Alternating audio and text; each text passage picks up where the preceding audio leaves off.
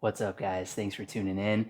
I'm out in the garage doing a little work on the truck, and I wanted to talk about vehicle maintenance and vehicle preparedness.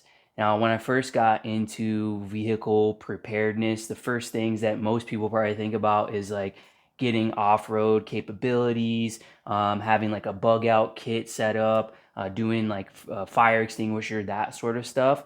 But I wanted to put a list of 10 things that I've learned along the way that every owner should be doing, and there's some things in here that are probably overlooked by most people. If you're not into vehicle preparedness or haven't even thought about it at all, your vehicle is really one of the most important things when it comes to being prepared. It's the thing that gets you from A to B. It's your main mode of transportation for most people. You spend a lot of time in your car, and it's the thing, if things went sideways, it's the thing that's going to get you out of whatever scenario is happening. So vehicle preparedness is super crucial to being just a prepared individual in general. So the first few things on the list are really probably some of the most important things, and they're maintenance related.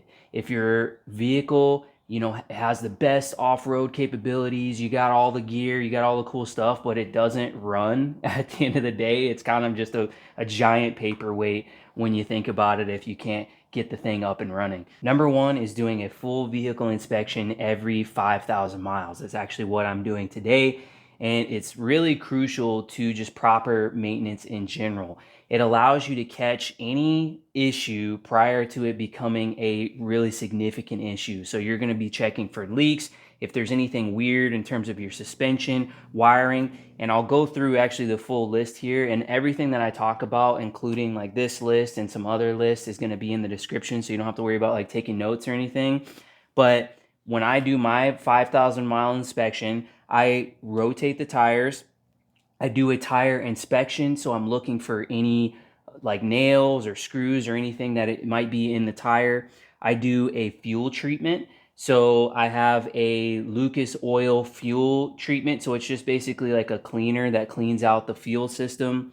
I do an undercarriage inspection. So I'm checking for any rust, anything that might be loose, just anything that looks weird on the undercarriage.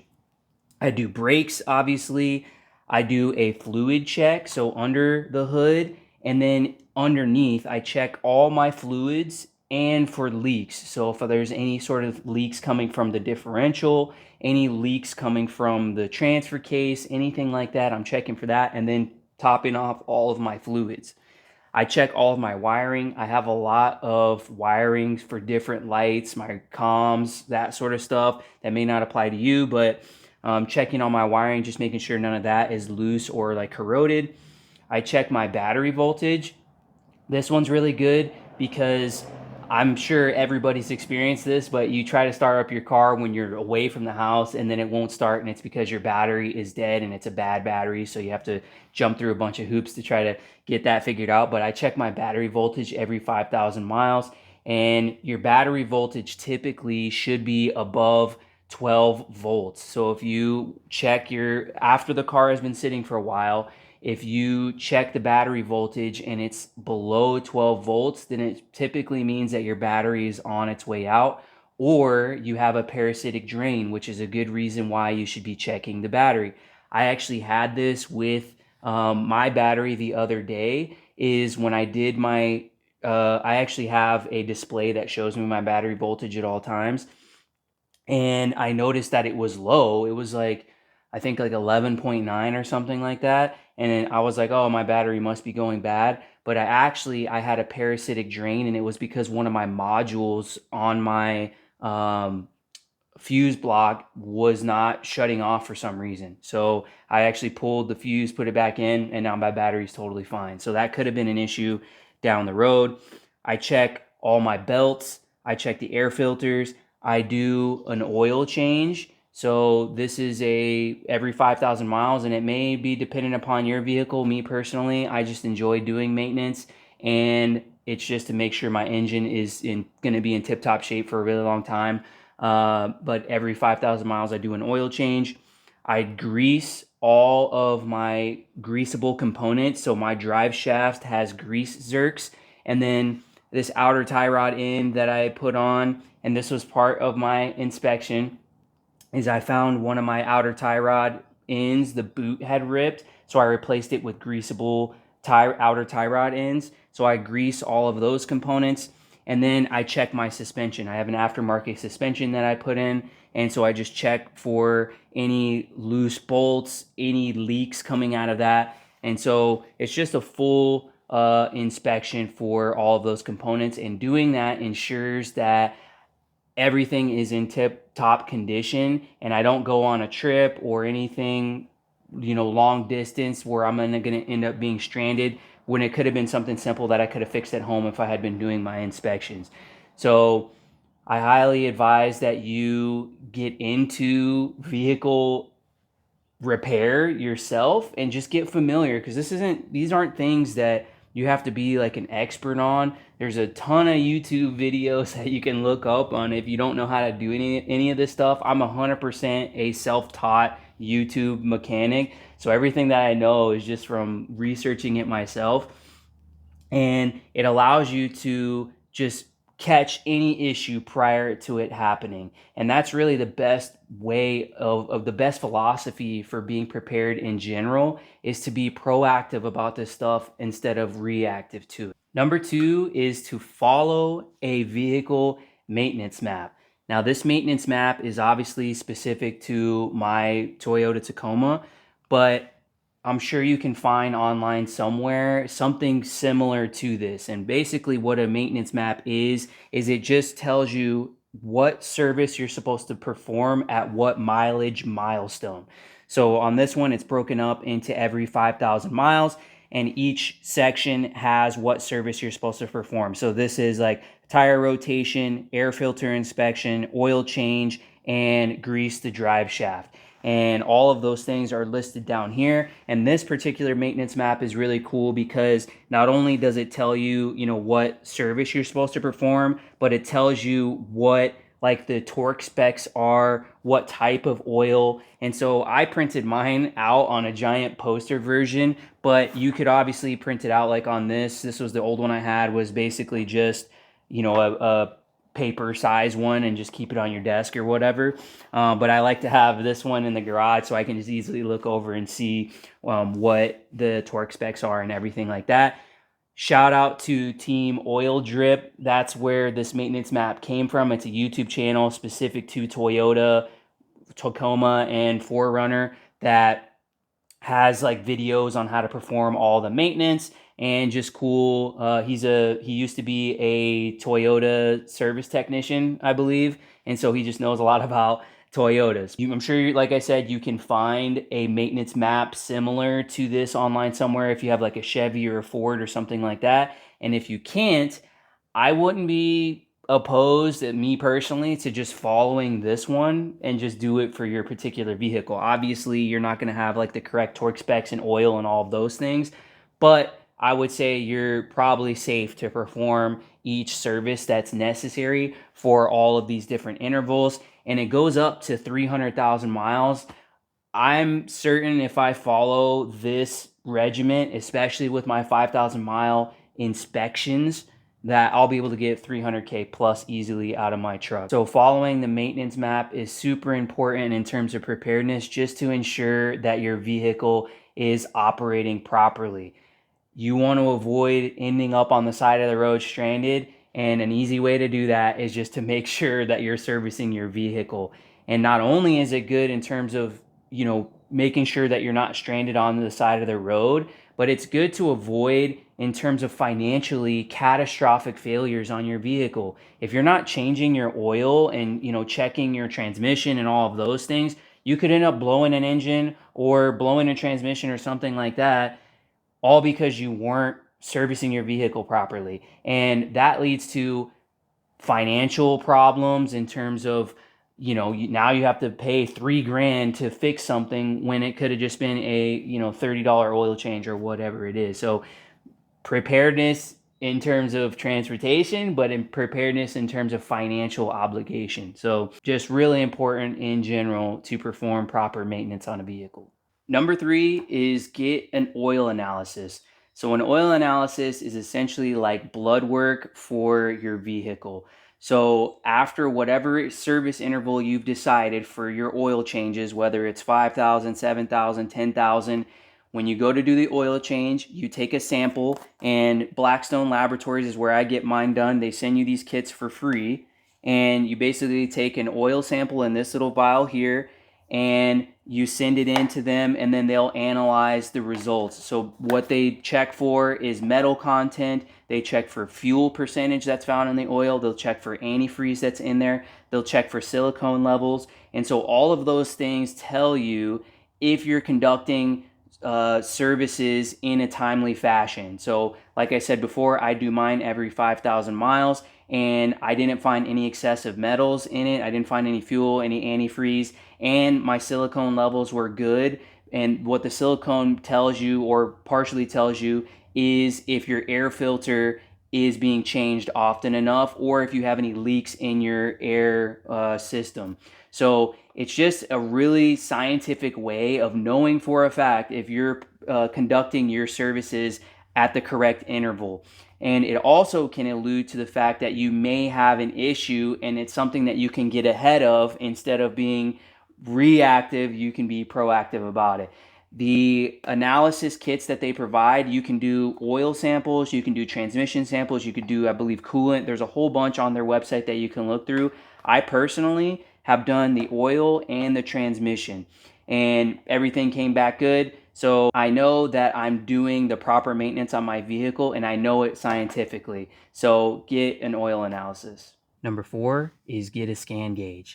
So a ScanGauge is basically a diagnostic tool that plugs into your OBD2 port, or whatever you want to call it, underneath the dash, and it allows you to display data that you otherwise wouldn't be able to see, at least on my particular vehicle. So the things that I monitor regularly are my transmission fluid temperature, my engine oil temperature, my air intake temperature, and then my front differential temperature. And I'll show you here in a second. You have to have the truck running in order to view the display here. I use it to just monitor all of those things, because it gives me an idea of how well my vehicle is running, especially when you're off-roading or going on a long distance trip or climbing like really big hills.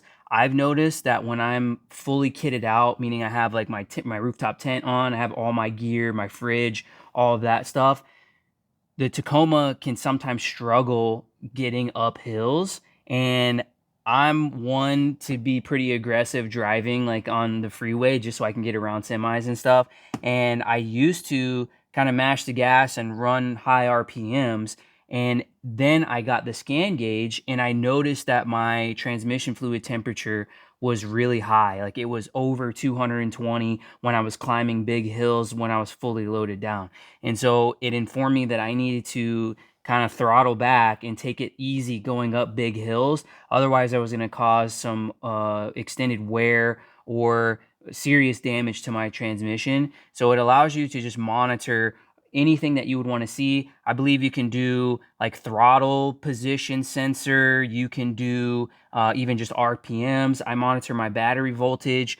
There's a lot of different things that you can do if you go on to their website, and you can see how to program whatever parameters that you want. But it's just a good way to, again, be proactive instead of reactive to some of the issues that your engine might see when you're out in the middle of nowhere. I've had friends that have ran out of coolant, and then their car went really, really high in the temperature, and it caused some serious damage, and they would have caught it sooner if they had the coolant temperature programmed into a ScanGauge, and they could have seen that that temp was climbing before it even was recognized by the car itself. So a really great diagnostic tool for if you're having any issues. I use it in some other various ways, like when I do a transmission fluid change. Instead of having to enter temp check mode, I can just get the temperature off of this, and then I know that my temperature is correct for the transmission. So really helpful to stay ahead of problems, and it's a good way to monitor things if you have an older vehicle. That I know these newer vehicles, they can they give you a lot of diagnostics just on the display that the vehicle comes with. But if you have like an old vehicle, I think this goes back to like 96 that you could use this on. Some of those, they don't have any sort of display to tell you anything. So you can measure gas mileage if you want, like what your gas mileage is like. So you could program a lot of different stuff if you have an older vehicle too that you otherwise wouldn't be able to do. So here it is on. I mounted mine on top of my ham radio here. That's what this is. And it was just really the only place that I could have it easily viewable, because if you have it down here or, you know, somewhere tucked like down below, you're probably not going to be looking at it very often. So I wanted it extremely visible. And like I was saying before, is I monitor my battery voltage there. This is front differential temperature, transmission fluid temperature, and engine oil temperature. So I have a good idea of what is going on without having to go into any weird menus or anything like that. And you can change, it's really cool, you can change the color. I'm probably not going to try to do all this right now, but you can change like the different colors to match whatever you want. The brightness level, you can change obviously all of those configurations in terms of, you can change all of these to whatever you want. So if you wanted to see, for whatever reason, throttle sensor position or coolant, all of those things you can view directly from here and customize it however you want. So highly recommend getting one of these so you can have real-time diagnostics and avoid any future issues. Number 5 is keep a vehicle maintenance logbook. So this is just a logbook that I got off of Amazon, pretty cheap. And it's cool because it has pre-filled out services. So it's like oil change, air filter. So it has all of those things filled out. And then you just have to put a check mark under which one you did, at what mileage, and at what date. So it allows you to keep it really organized, to know when you last did the service, and that way you know when you need to do it again. And not only does it have this side, but it has this other maintenance that you've done. And for me, I have recorded every single modification that I've done to my truck and when I did it. And that allows me to keep track of how long that item has been installed. And it allows me to see, and this is probably overkill for most people, but it allows me to see how well that item held up. So for example, I got these bed stiffeners here at 42,000 miles. They're still like bulletproof, haven't broken, which you would expect for some bed stiffeners. But let's say they did break, I could come back and be like, hey, I've had these for 50,000 miles. And I can say, well, that seems like a short lifespan for some bed stiffeners. I'm not buying that brand again. And so it really allows you to dial in and know what quality products are and what products are not quality. And not only does it allow you to do all of those things, but this is great for resale value. If you were to go try to buy a vehicle from somebody and they busted this out and they're like, hey, here's everything I've done to my truck or my vehicle, you would be like, wow, this car has been meticulously maintained. I feel confident in buying that vehicle. So you, as a seller, if you ever go to sell your vehicle, you know that it's going to be a lot easier for you to sell this car because you've taken really great care of it and you've documented it all. And not only do I do the physical copy, I do like having a physical copy in the truck, but I also have a digital copy here as well. So this has literally everything that this book has and then some. So it has like the cost of some things that I've purchased. So like my ham radio, my rooftop tent, and then there's some other notes on this side that show just some things that I wanted to denote, like what kind of parts it was, or if there was something quirky about it, how the install went. I even have the PDFs from my oil analysis here that you can see, and I could click into this and view that oil analysis if I wanted to. So it's a very detailed documentation of everything that's happened to this vehicle, and so I intimately know the ins and outs of my vehicle, and if I ever go to buy parts again or whatever, I can quickly look it up and find those parts. And lastly, what makes this maintenance log so good is just for general preparedness, is you should be financially prepared. So this allows you to track how much you're spending on your vehicle, and it allows you to create a really good budget. And I know that's not something people really find exciting at all, but being financially prepared is just as important as being like physically prepared with gear and all of that stuff. So I know down to the dollar how much I've put into my truck and how much it costs to maintain my truck. Number 6 is keep an inventory of maintenance supplies. So I'll give you kind of a closer look up here to see all the stuff that I have, but you want to keep your maintenance supplies stocked and have a back stock of them for emergency purposes. So I know there have been times where I haven't been able to get oil, I haven't been able to get transmission fluid, I haven't been able to get filters, or they were out of stock or something like that. So I have started keeping a back stock of all the stuff that I use. That way, if the service comes due and I need to do it, I'm not scrambling trying to find or waiting until that product comes back into stock. I have it already stocked on the shelf. And it also allows you to buy stuff when it's at its cheapest. So a great example of this is this automatic transmission fluid that I bought on Amazon. So this is Toyota brand automatic transmission fluid, which if you have a Toyota, you definitely should be using this Toyota brand. But I bought a box of 6 quarts of this for $50, and right now it's $100. So I bought it for 50% off, and because when I bought it, I didn't need it. I just bought it because it was on sale. And now I paid $50 for normally $80 to $100 item, and it's in stock ready to go for when it's time to do another transmission service. And then I will wait until I see that on sale again to buy it again.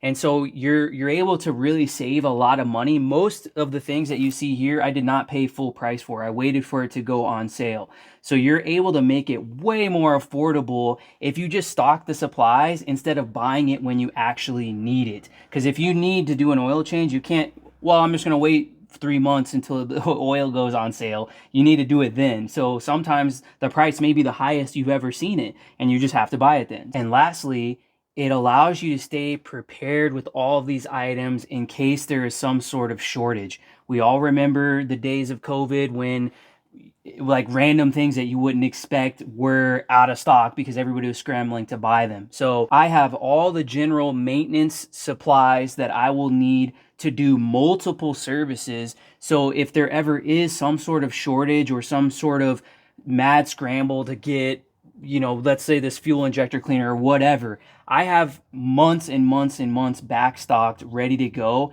And the cool thing is that most automotive supplies, their shelf life is like 2 to 5 years. So it's not like I'm gonna, this oil is gonna go bad anytime soon. I'm gonna do a lot of oil changes in 5 years. So just like you would keep a prepper's pantry, like beans, rice, and all of those sorts of things, you need to keep your vehicle stocked in supplies as well, because you may not be able to get all of these things at any given time. So now I'll just give you a quick look around to see all of the things that I keep stocked to give you some ideas of what you might want to keep stocked on your shelf. So this top shelf, this is for my wife's Highlander. Got a couple filters there, some extra oil.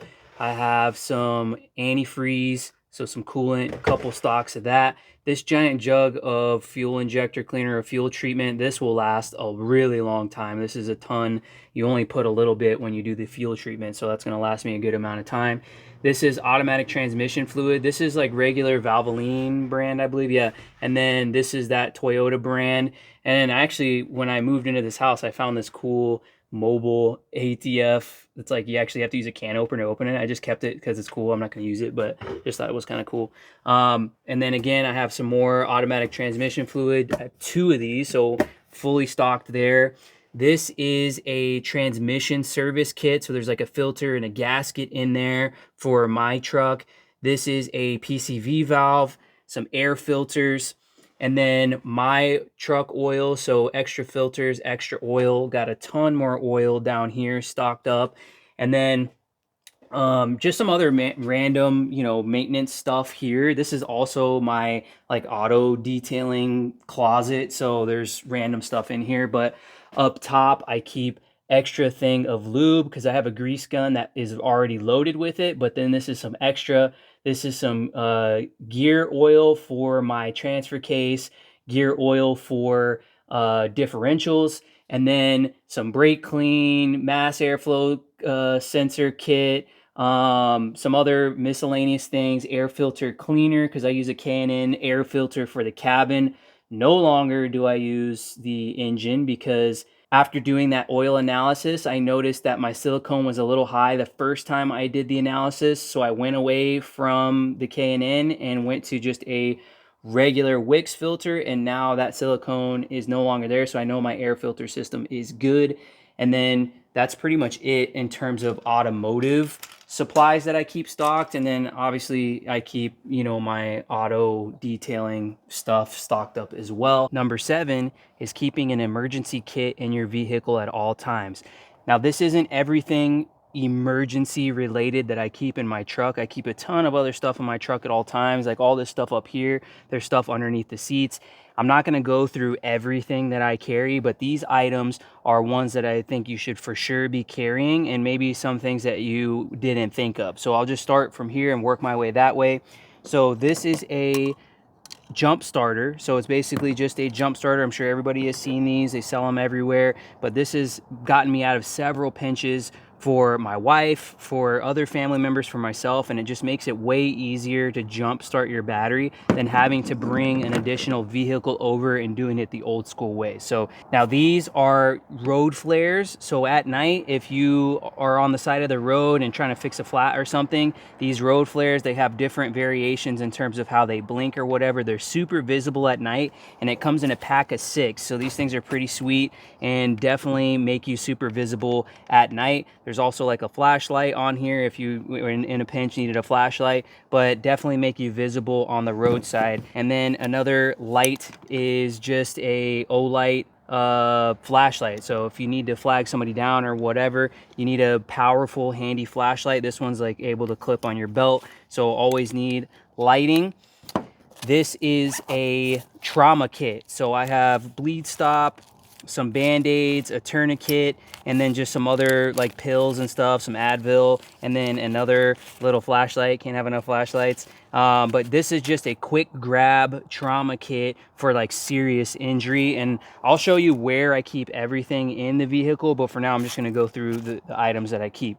Now this is a cool one.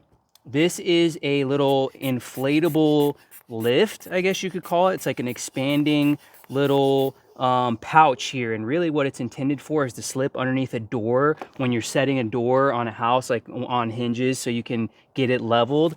But I keep it in my truck in case my keys get locked in my truck, or if I like lost my keys and I need to get inside of my truck. You can slip this inside of the door and then you inflate it, and it allows the door to be opened up just enough for you to slip like a coat hanger or something like that. So it's a good way. I've actually had a buddy on a cabin trip we went on. He locked his keys in his truck and we didn't have one of these. And that's what prompted me to buy one, actually. And if we had had this, it would have made our lives way easier, but we had to just try to jerry rig a bunch of stuff. We got in, but it was a lot harder because we didn't have this.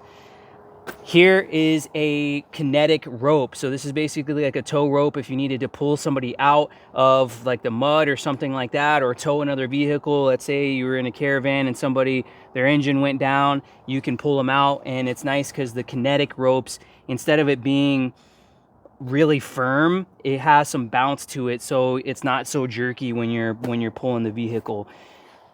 Blanket, enough said there. This is my medical roll. So this just it's a comprehensive medical roll. It's got large gauze, small gauze, Tegaderm, Band-Aids, emergency bivvies, finger splints, scissors. I'm not going to go through it all, but it just is a full comprehensive medical roll, and it rolls up into a nice compact size, and there's a lot packed into this thing. So this thing is pretty sweet. A water bottle that is full of water, and I keep that in the truck. Now you got to keep in mind that if you're going to keep water in the vehicle, especially in Arizona, the water may or may not go bad sitting in the car all the time like that, but I promise you, if you're dying of thirst, you're not going to care. So I always keep water in there, and I'll cycle it out every so often, especially when it's like mild temperatures. You don't have to change it out as often, but I recommend just keeping a full water bottle, and you will drink it if you are super dehydrated. I just threw my EDC backpack up here because there's a lot of stuff in that EDC backpack that I carry with me every single day, and it comes in the truck with me. I'm not going to go through it in this video, but I will link my everyday carry backpack video if you want to see the contents of everything that's in there. And then I did skip this. This is a gas can. So Rotopacks, everybody's seen Rotopacks. This is the 3-gallon version. I keep this full of gas at all times, and gas does go bad after a while. I've got it down to a system where like every month I will, when I'm low on gas, I'll fill up my tank with this, and then when I go to fill up, I'll refill this with fresh gas and cycle it out. There's been many times where this has saved me, not necessarily in an emergency situation, but just out of sheer convenience. There have been times where just through pure neglect, I ran my tank down to where I had like 10 miles and I had an appointment and I didn't have time to stop at the gas station. I just filled up from this gas and it got me to where I needed to go, and then I got gas afterwards. So I've done that at least 3 or 4 times. I do recommend always keeping your gas tank at a quarter of a tank or more all the time, but sometimes life just gets in the way and you're not able to do that, and that's where this thing comes in handy. Now, I'll show you really quickly where there's a couple items not here. Like, for example, I keep an extra set of clothes. I do keep a jacket in the truck at all times, just in case. And then I keep an extra set of clothes, like socks, underwear, pants, and a shirt. I keep under my seat. And then I have a hat up here, some gloves. So again, not everything, but these are some of like the basic necessities that you'll need that'll pretty much get you out of most situations, and will be able to get you, if you have to leave your vehicle behind, you can make it back to civilization or flag down a car or whatever. So I'll show you where all of this stuff is kept in the vehicle. Starting in the front and working our way back, here's where I keep the quick grab trauma kit, so quick access on the driver's side. And the center console is where I keep my flashlights.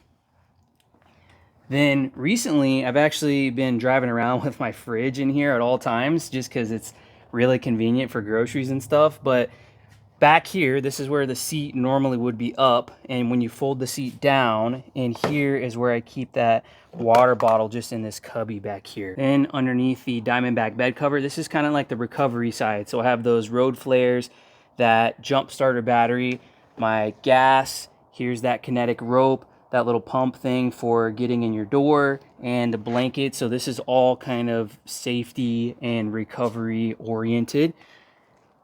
And then underneath the bed cover, this is where I keep my medical roll, some extra clothes and stuff here, just hat, gloves, and whatnot. And then underneath this seat, this is car seat that I now have to carry since I have a kid now. But underneath there is some extra clothes. It's like in that little cubby that's underneath there, but all those extra clothes I was talking about. Here's my jacket, and then my everyday carry backpack. So that's just where all that stuff lives. And just really easy access. You don't want it to be too complicated to get to anything that's crucial. And now we'll get to number 8. Number 8 is keeping vehicle tools in your vehicle. So here I have a Milwaukee Packout 3-drawer system and then a separate tool bag. I do have a video that covers all the tools that I keep in my truck, but for this video, I'm talking specifically about vehicle tools. So you should be keeping like the sockets that are necessary for your car. So typically like a 10 millimeter, that's pretty common, but any size socket that you know for sure your car takes, you keep that at a minimum in your vehicle. If you need a 1/2 inch drive, 3/4 inch drive socket for whatever, if you know that you need extensions for certain nuts and bolts, I like to keep a multimeter, so highly recommend a multimeter so you can troubleshoot any sort of electrical issue on the fly. I also keep like this breaker bar. It's an extendable breaker bar, so it can fit in here, so you can get like lug nuts off super easy. But at a minimum, you should keep like the necessity tools in your vehicle at all times. So sockets, a jack, a breaker bar, that sort of thing in your car. And that way, if you have any issues, you can fix it when you're away from home. Number 9 is maps and comms. So you want to keep a physical paper map of whatever area that you live in. Obviously, I'm in Arizona, so I keep an Arizona paper map, and I've familiarized myself with how to use a paper map, and I know kind of the roadways and all that stuff, because you may not be able to pull up maps on your phone for some reason. You may break your phone, you may lose it, and if you're on a road trip, you want to know how to get the heck out of wherever you are and navigate. So using a map is a good skill to learn, and keeping a map is necessary in case your phone goes down. And that goes for comms as well. If your phone goes down, obviously your phone is going to be your first choice of communication. But if your phone goes down, you're kind of out of luck unless you have a ham radio.